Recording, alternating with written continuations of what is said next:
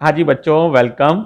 Chapter का नाम तो तुम्हें पता ही है, मोशन इन ए प्लेन है और लेक्चर नंबर ये 5 है। एंगुलर वेलोसिटी मैं तुम्हें काफ़ी हद तक बता चुका हूँ, लेकिन बेटे फिर भी ना 2-3 लाइनें मैं चाह रहा हूँ इसमें यहाँ और जोड़ दी जाएं, है ना। तो एंगुलर वेलोसिटी तुम जानते ही हो, अगर शुरू से लिखूं भी तो जरा सा लिखना है। क्या होता है बताओ? The rate of change of the rate of change of angular displacement angular displacement the rate of change of angular displacement is called angular velocity। पता ही है तुम्हें, denoted by omega. Omega average का फॉर्मूला भी तुम्हें याद ही है, omega average होता है, बोलो क्या होता है, थीटा अपॉन टी, या थीटा बराबर ओमेगा टी भी लिख सकते हैं। तो ये बात तुम्हें पता ही है। अब देखो बेटे, एक बात और देखते हैं हम। तुमने एक चीज पढ़ी हुई है, टाइम पीरियड। टाइम पीरियड जानते हो क्या होता है? जरा बताओ टाइम पीरियड क्या होता है। एक चक्कर में लगा समय, है ना। Time taken to complete one revolution, time taken to complete one revolution, यही होता है टाइम पीरियड। और इसको किससे लिखते हैं? कैपिटल टी से। सही जवाब है, इससे लिखते हैं, राइट। अब देखो, यहां से ओमेगा के बारे में आपको दो इंपॉर्टेंट जानकारी और मिल सकती हैं। देखो तो ओमेगा का फॉर्मूला क्या हो जाएगा, देखो जरा। एक चक्कर में अगर आप एक चक्कर लगाएं, जैसे आप कहीं से भी चलें और वहीं वापस आ जाएं, जैसे ए से चले, तो देखो ये हम कितना चल लिए, 180 डिग्री, फिर लौट के वहीं आ गए तो 360 डिग्री। 360 डिग्री का मतलब होता है वापस अगर ए पर आएंगे तो हम कितना एंगल चलेंगे, 2 पाई। 2 पाई माने 360 डिग्री, पाई माने 180 डिग्री। तो ओमेगा हो जाएगा, एक चक्कर में चला गया एंगल यानी 2 पाई, और एक चक्कर में कितना समय लगता है, अभी तुमने पढ़ा था कैपिटल टी। तो ओमेगा का एक फॉर्मूला 2 पाई अपॉन टी भी बन सकता है। बहुत इंपॉर्टेंट रिजल्ट है। ओमेगा बराबर 2 पाई अपॉन टी, टी माने टाइम पीरियड है यहां, कैपिटल टी टाइम पीरियड। एक बात और भी तुम जानते हो, फ्रीक्वेंसी जानते हो क्या होती है? बोलो क्या होती है फ्रीक्वेंसी, तुमने पढ़ा हुआ है, बोलो।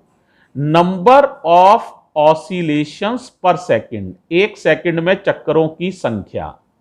एक चक्कर का समय टी है और एक सेकंड में कितने चक्कर लगाए वो फ्रीक्वेंसी है। तो नंबर ऑफ ऑसिलेशंस या रिवॉल्यूशंस भी कह सकते हो, ऑसिलेशंस और रिवॉल्यूशंस पर सेकंड, ये होती है फ्रीक्वेंसी। इसको किस अक्षर से लिखते हो? डिनोटेड बाई, मालूम है? हाँ बिल्कुल सही कह रहे हो, न्यू। ये लेटर लिखते हैं, इसको पढ़ते हैं न्यू। पढ़ लोगे न्यू।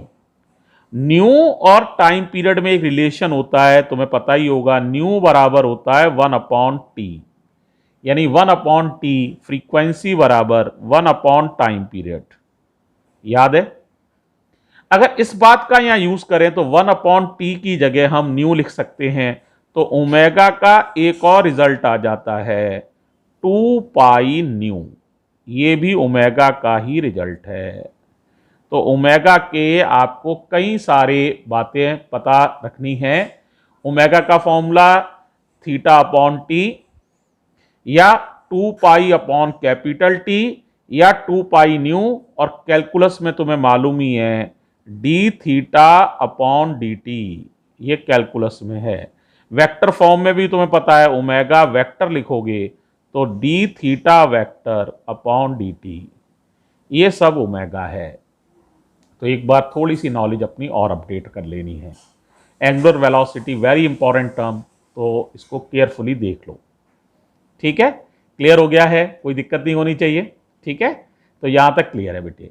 अब देखो बेटे, मैं बड़ी इंपॉर्टेंट बात पर आपसे चर्चा करने जा रहा हूं। सबसे पहले मैं बात कर रहा हूं यूनिफॉर्म सर्कुलर मोशन की। है ना, और उसमें मैं जानना चाहता हूं क्या उसमें कोई एक्सीलरेशन होगा या नहीं होगा। जरा ध्यान देना। तो टॉपिक का नाम क्या है? यूनिफॉर्म सर्कुलर मोशन में एक्सीलरेशन निकालना चाहता हूं। पहले तो मैं समझा रहा हूं हो क्या रहा है, फिर अपने आप तुम देखना। यूनिफॉर्म सर्कुलर मोशन में जो ओमेगा होता है ना, यानी एंगुलर स्पीड, वो कांस्टेंट होती है। ओमेगा कांस्टेंट होता है।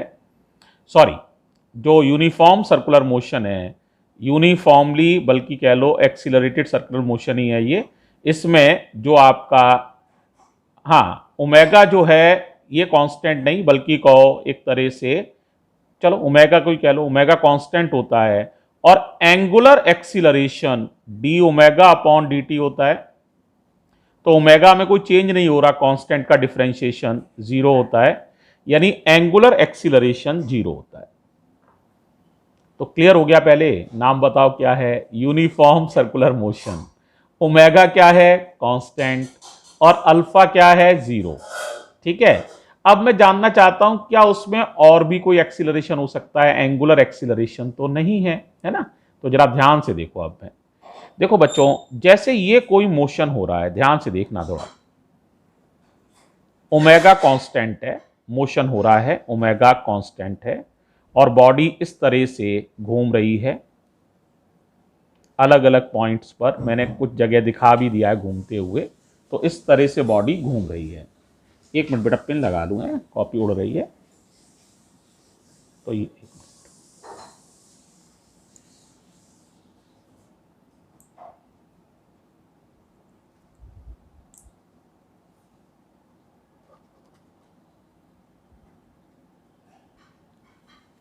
हाँ भाई, तो मैंने अभी जैसे बताया था आपको कि क्या होता है भाई, इसमें ओमेगा कांस्टेंट होता है। अब बताओ इसमें वेलोसिटी की डायरेक्शन बता सकते हो? वेलोसिटी की डायरेक्शन तो देखो मैं तुम्हें बता देता हूं। किसी भी पॉइंट पर वेलोसिटी की डायरेक्शन निकालनी हो तो उस पॉइंट पर एक टेंजेंट खींच दो। ये है वहां वेलोसिटी की डायरेक्शन। अब जरा यहां बताओ, तो यहां टेंजेंट खींचनी पड़ेगी। ये है वेलोसिटी की डायरेक्शन। यहां निकालना चाहो तो यहां टेंजेंट खींचनी पड़ेगी भाई। ये है वेलोसिटी की डायरेक्शन। यहां निकालना चाहो तो यहां टेंजेंट खींचनी पड़ेगी। तो अगर आप ध्यान से देखो तो वेलोसिटी की दिशा लगातार बदल रही है। देखो ये डायरेक्शन अलग है, ये डायरेक्शन अलग है, ये डायरेक्शन अलग है। हालांकि वेलोसिटी का मैग्नीट्यूड नहीं बदल रहा। यानी अगर मैं कहूं v1 वेक्टर का मैग्नीट्यूड की बात बताओ या v2 वेक्टर का मैग्नीट्यूड बताओ, ये सब बराबर है। इनका मैग्नीट्यूड कांस्टेंट है, नहीं बदल रहा है, लेकिन डायरेक्शन लगातार बदल रही है। तो मैं ये कह सकता हूं कि देखो भाई, वेलोसिटी जो है वो कांस्टेंट नहीं है। लीनियर वेलोसिटी कांस्टेंट नहीं है। क्यों नहीं है? क्योंकि वेलोसिटी वेक्टर क्वांटिटी होती है। वेक्टर में दो चीजें होती हैं, एक मैग्नीट्यूड और एक डायरेक्शन। तो मैंने खुद ही कहा कि भाई वेलोसिटी में दो चीजें हैं अगर वेक्टर की बात की जाए तो, एक मैग्नीट्यूड है और एक डायरेक्शन है।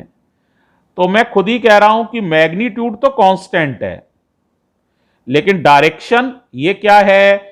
It is changing continuously.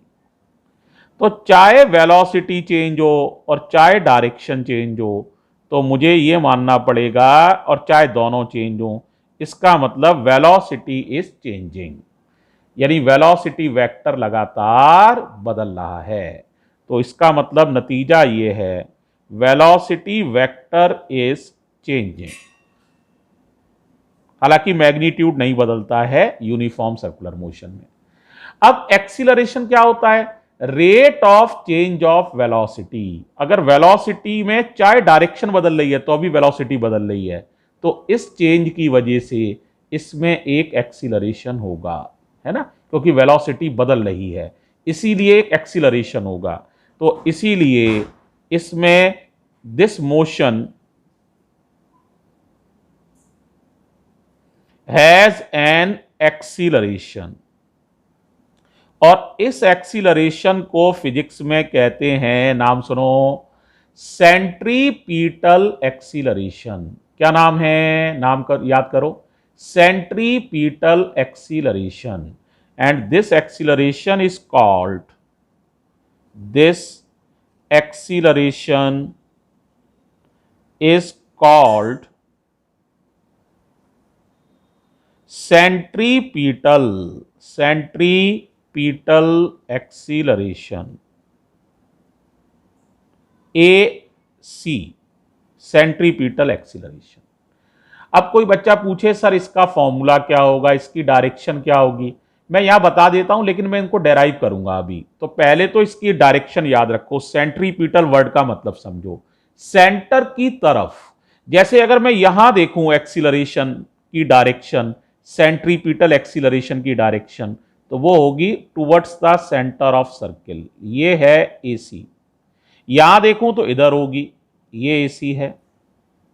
यहां देखूं तो इधर होगी, सेंटर ऑफ द सर्किल की तरफ डायरेक्शन होती है हमेशा। तो सेंट्रीपीटल एक्सीलरेशन की दिशा किधर होती है, towards the centre of circle. और इसकी वैल्यू अभी मैं कैलकुलेट करके दिखाऊंगा, लेकिन याद तो कर ही लो, दो फॉर्मूले होते हैं, v² r, या एक और फॉर्मूला होता है r⍵²। अभी इनको मैं डेराइव करके तुम्हें दिखाऊंगा, पहले लेकिन याद कर लो।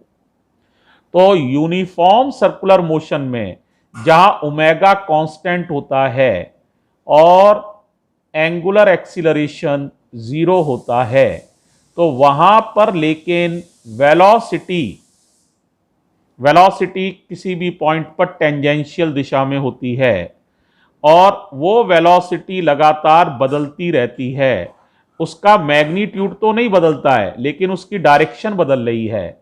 चाहे कोई एक चीज भी बदल जाए, सिर्फ डायरेक्शन भी बदले, तो भी मुझे यह बोलना पड़ेगा velocity is changing continuously. So there exist an acceleration that is called centripetal acceleration, whose direction is towards the center of the circle. At any time, at any instant, its direction is towards the center of circle. And इसके कितने फॉर्मूले हैं, दो, या तो v²/r, या एक और फॉर्मूला है r⍵²। ये इसके फॉर्मूले हैं। अब मैं इसको जरा डेराइव करके तुम्हें दिखाता हूं, ठीक है। तो इसके डेरिवेशन पर अभी चर्चा करते हैं हम लोग, ठीक है। तो अगले वीडियो में इसके डेरिवेशन पर और एक और आर्टिकल है तो उस पर चर्चा करेंगे, तो बस ये चैप्टर खत्म हो जाएगा। इस लेक्चर को यहां खत्म कर रहे हैं, बेसिक लेक्चर थोड़ा सा ये बताया गया है। थैंक यू बच्चों।